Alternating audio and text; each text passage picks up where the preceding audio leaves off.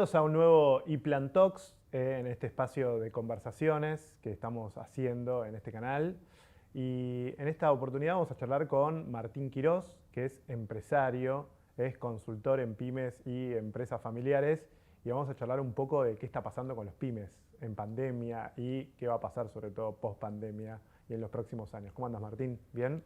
Bien, muy bien, muy contento de estar acá, de esta invitación tuya de ePlan, de este espacio que siempre lo vi hasta ahora como espectador y ahora ser parte me pone muy contento, así que feliz de estar acá. Bueno, ¿cómo ves qué va a pasar o cómo fue este año y medio de las pymes en pandemia? La pasamos mal como todos, ¿no? Cuando empezó la pandemia en marzo del 2020, es como que hubo tres momentos. El momento que yo creo que nos despertamos de lo que estaba ocurriendo y un momento distinto que fue en el que los empresarios y empresarias nos despabilamos. Cuando digo nos despabilamos es que después de despertarnos empezamos a darnos cuenta que teníamos que tomar decisiones.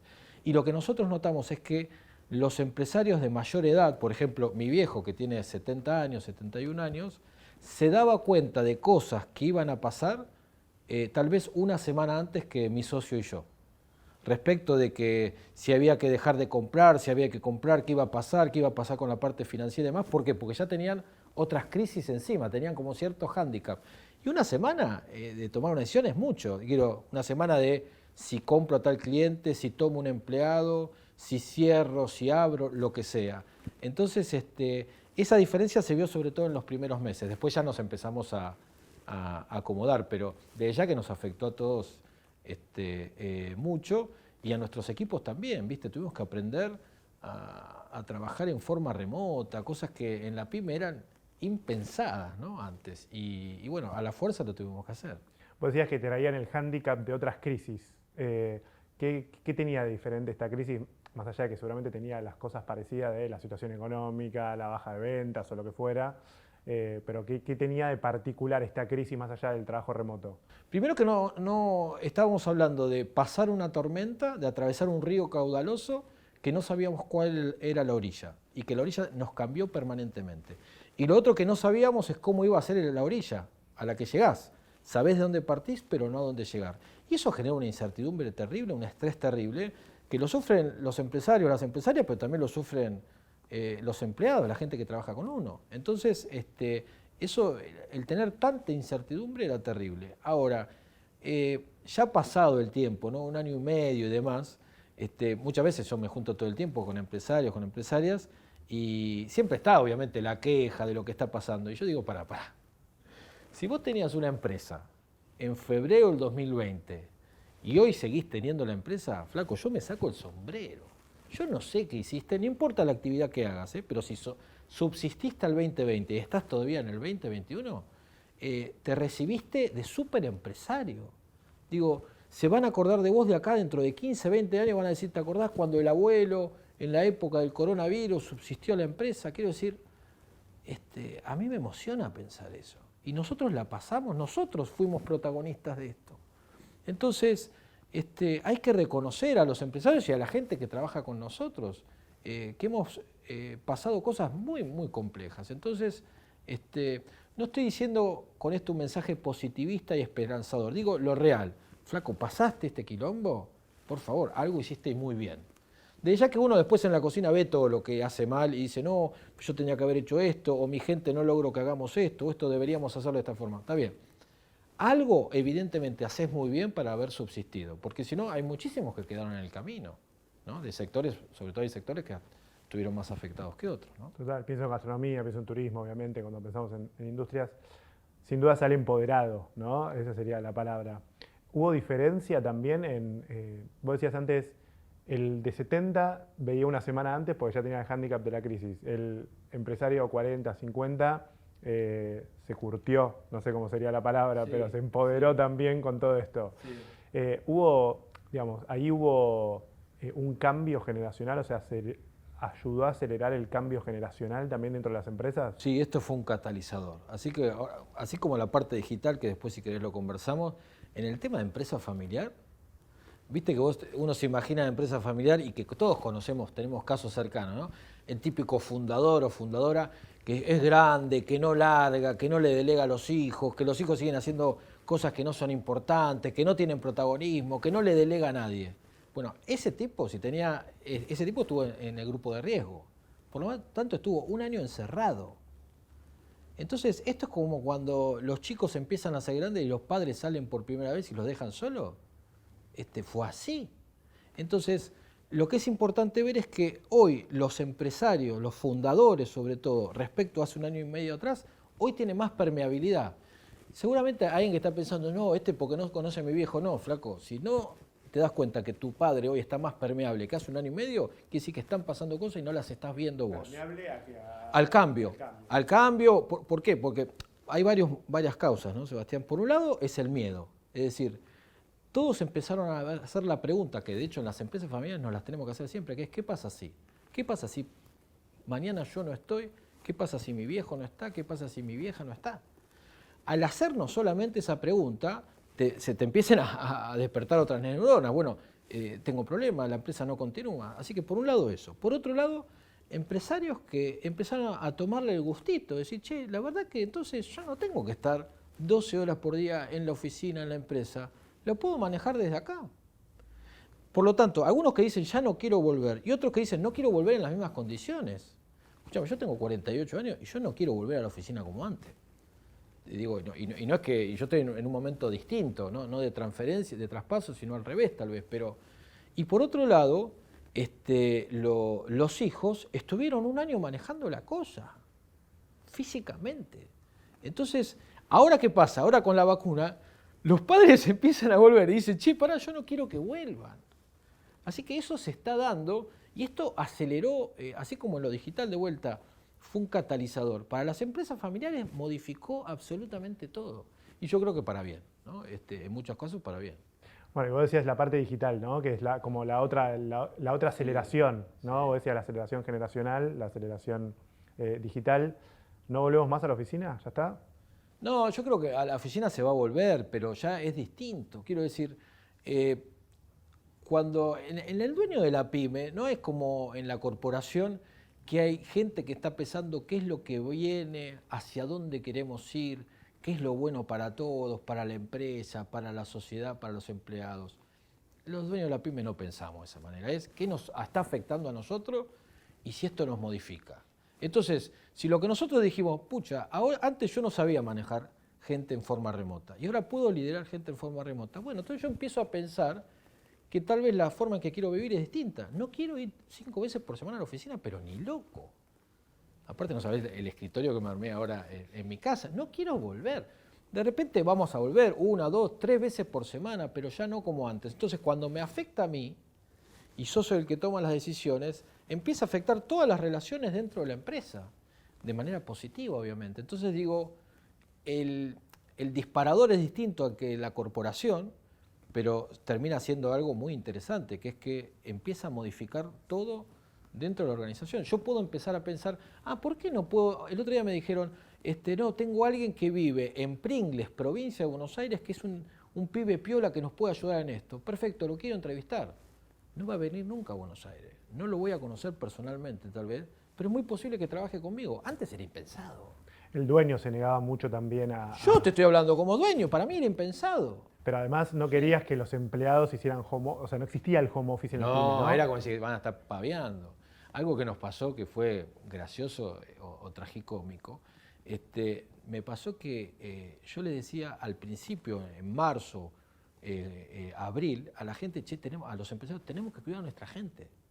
Hay que cuidar a nuestra gente, porque la gente estaba muy estresada, no sabía si iba a seguir el trabajo, la empresa. Digo, hay que cuidar a nuestra gente, porque la gente con la cual trabajamos la pyme es la que la lleva adelante, no hay otra, somos nosotros con nuestra gente. Y yo le decía, hay que cuidar a nuestra gente, hay que cuidar a nuestra gente, y me doy cuenta que la gente que yo tenía, de mi propio equipo, los estaba quemando.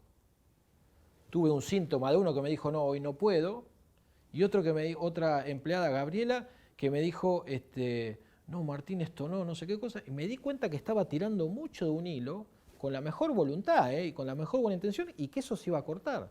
Entonces, instrumentamos con mis empleados y con mi socio algo que le llamamos batalla naval, que es, Nosotros trabajamos en forma remota, de 9 a 18, pero si vos me llamás y en algún momento yo te digo tocado, quiere decir que tengo un segundito para responderte. Ahora, si te digo hundido, no tengo que explicarte nada, yo sé que en ese momento vos no podés hablar.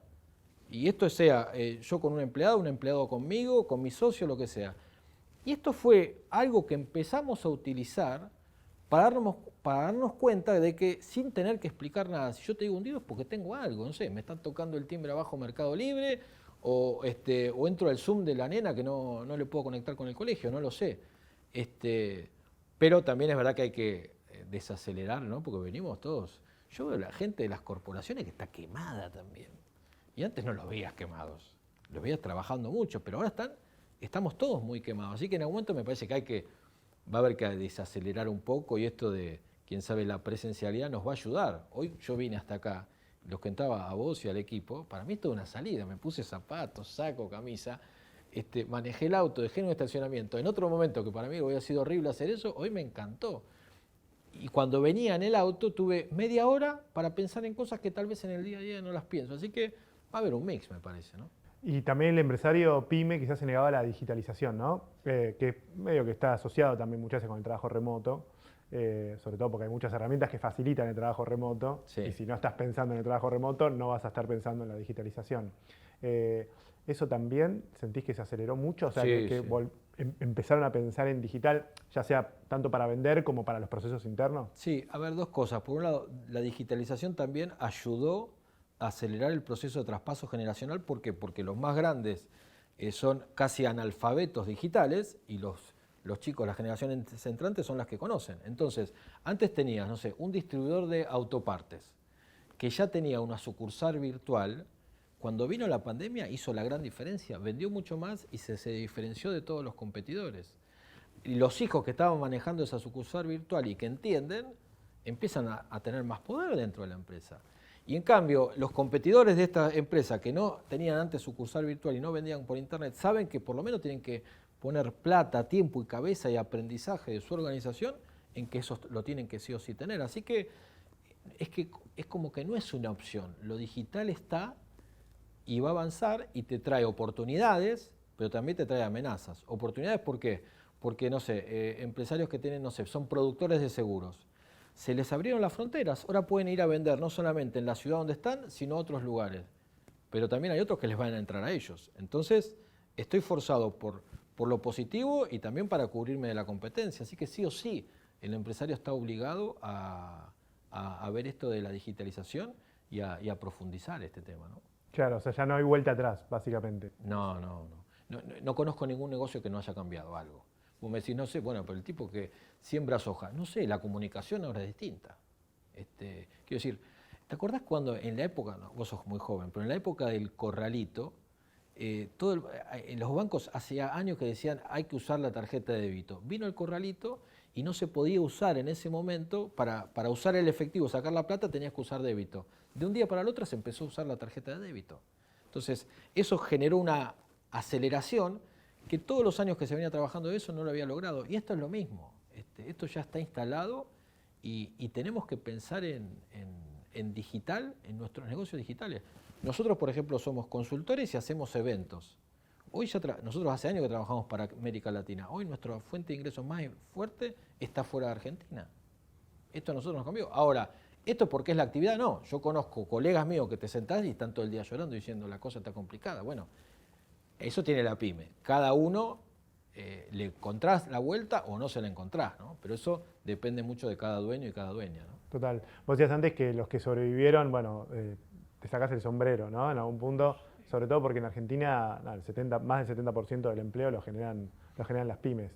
¿En qué piensan las pymes cuando esto termine? O sea, ¿en qué estarán pensando? ¿También en sobrevivir o están pensando en...? No, O ya se sacaron, los que sobrevivieron ya se sacaron esa mochila. Si sobrevivía a la pandemia ya está, ¿no? Ya no me preocupa sobrevivir. A mí me parece que por un lado, si sobreviviste a la pandemia, tenés que decir ya, si pasaste esto, cualquier cosa que te toque la vas a pasar, vas a tener más probabilidades. Lo que no quiere decir que no te tengas que sentar arriba y ocuparte para encontrar la vuelta, porque si no, Argentina te lleva puesto, ¿no? Porque aparte tenés otros empresarios, empresarias que están naciendo y que están creciendo, y que son tan buenos como vos tal vez. Entonces es una carrera permanente, la pyme es así, es todos los días ir encontrándole la vuelta, pero sí, de vuelta, a mí me encanta cómo es el empresario, el dueño o la dueña de la pyme. Lo que a mí me infunde es mucho respeto y admiración, no solamente en Argentina, en toda América Latina, ¿no? No estamos en Suiza, en Suecia, en Finlandia, estamos en América Latina, quiero decir, ser empresario acá no es fácil. Claro. ¿Por qué no es fácil? ¿En qué pensás cuando decís que no es fácil? No, por toda la incertidumbre que hay. Todos los días te cambian las reglas, para un lado, para el otro. Yo si tuviera que decirle algo a un dueño de una pyme hoy en Argentina, tal vez mi mensaje principal sería, mirá, de ya que la realidad es como que vos te levantás todos los días y te tiran un balde de agua fría. Todos los días te levantás y construiste algo y te tiran un balde de agua fría. Entonces vos podés temblar un ratito y quejarte. Ahora, cuando llegás a la oficina, a la empresa, o prendés el Zoom para empezar a hablar con tu gente, no te podés seguir preguntando, che, ¿qué tan mojado estoy y qué tan fría está el agua? Ya está, estás adentro de la empresa. Porque si no, tu misma gente empieza a dar justificaciones. Si yo vengo a la empresa quejándome de todo lo que pasa afuera, que tengo razón, pero me vengo quejándome, después cuando el vendedor me diga, che, no se está vendiendo, me va a decir, y vio lo que usted dice, ¿no, Martín? No se está vendiendo, y la situación no da para esto. Empiezo a encontrar justificaciones. Bueno, nosotros cuando entramos a la empresa tenemos que cambiar el chip y decir, bueno, ¿qué cosas modificamos nosotros? Porque el tema no es ser el más competitivo de todos, el tema es diferenciarme de los demás. Hay un cuento que dice que había 2 cazadores que se quedaron sin balas y entonces los empieza a perseguir un león. Y cuando el león empieza a perseguirlo, uno de los cazadores empieza a poner la zapatilla. Y el otro cazador le dice, ¿para qué tener la zapatilla si el león igual nos va a alcanzar, corre más rápido que nosotros? Y el otro cazador le dice, es que yo tengo que correr no más rápido que el león, tengo que correr más rápido que vos. Y eso es la pyme, es ir encontrándole la vuelta en cada momento, ¿no? Claro. Bueno, y ese es el mensaje que le darías entonces a la pyme ahora. ¿Qué te imaginas el año que viene? O sea, más allá de los baldazos de agua fría que seguramente van a seguir o que seguramente van a seguir existiendo. Ya está, pasó la pandemia, estamos en un mundo distinto. Te iba a decir mejor, pero no me Pensé que ibas a decir un mundo ideal y me imaginaba la cortina musical que es un mundo ideal. No, pero claro, las idealizaciones van cambiando con el paso del tiempo. Ahora sí. El mundo ideal es sin pandemia. Sí. El mundo post pandemia, digamos, ¿qué te imaginás? O sea, me imagino que una pyme digitalizada, con home office, con baldazos de agua fría, ¿con qué? No, los baldazos van a seguir, pero lo que me imagino es que tenemos que cada dueño de pyme tiene la bola de cristal de su segmento. Es decir, cada dueño de pyme de su segmento y su nicho, aunque parezca mentira, sabe lo que va a pasar. Yo en mi segmento, que es consultoría y eventos, yo sé lo que va a pasar. Puedo crearme distintos escenarios.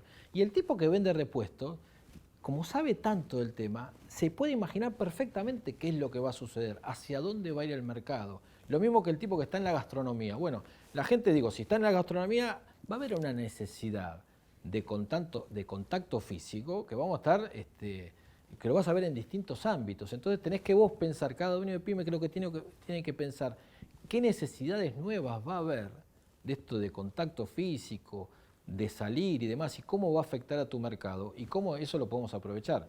Porque si ya lograste subsistir, es el momento de empezar a cosechar también.